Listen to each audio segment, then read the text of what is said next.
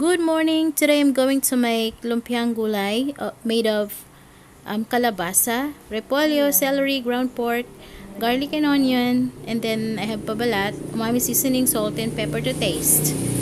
So it's ready na, the ingredients. I'm going to start sauteing the ground pork. So we'll put it in a pan. It's optional. You can add a little bit of water. So just simmer it a little bit. Parang patutuyuin mo lang ng konti para ma-prito-prito siya, ma-fry-fry.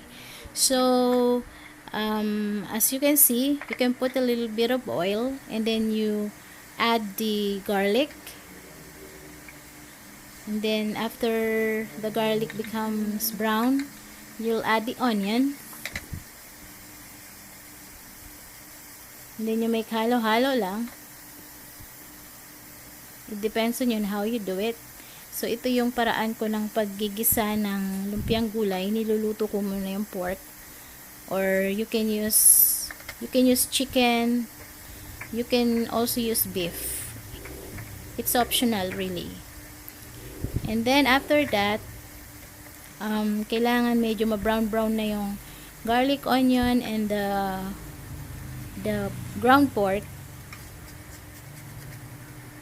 You just halo-halo it para hindi siya ma-burn. And then you can add the salt and the pepper and also the omami seasoning for taste. So this is how I prepare my lumpiang gulay. And this is how I cook my lumpiang gulay. And now I'm adding the kalabasa, the pumpkin. I chop it into small pieces para mas madali siyang maluto.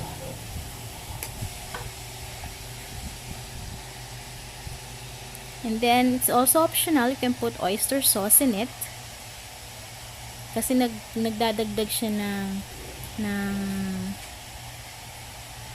magandang taste sa iyong lumpia. And then I also add the remaining vegetable, the cabbage and the celery as well.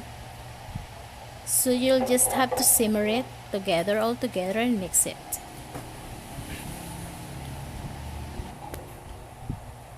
And there you go. In just about 2 to 3 minutes, it's gonna be ready. And there you are. It's already for the step of wrapping it. And we're gonna use this wrapper that I bought in the local market. And now I'm gonna show you